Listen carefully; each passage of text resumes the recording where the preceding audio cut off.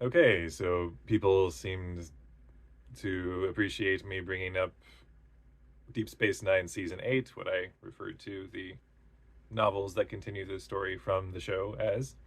So, for those who watched the last video, I have some good news and some not so good news. There is a Season 9 that picks up the story after Unity, the Season 8 finale.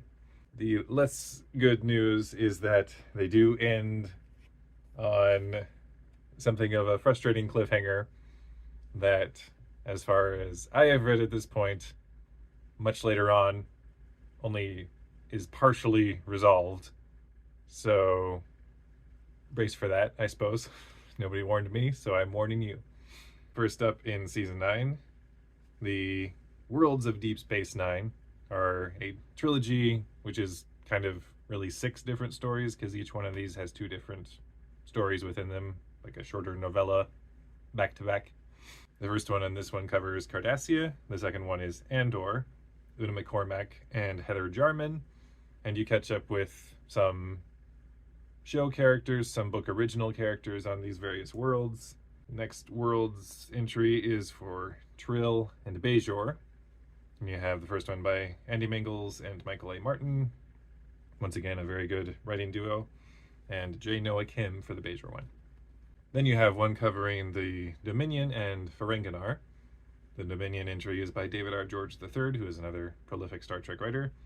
And then Ferenginar is covered by Keith R.A. DeCandido, who is also highly prolific. He writes a number of things covering specifically the Klingons and such.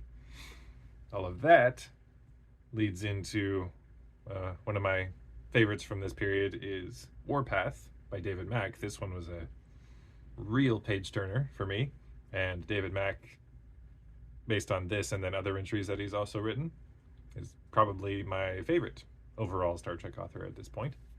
Then you have Fearful Symmetry, which is another kind of back-to-back separate stories mirroring each other.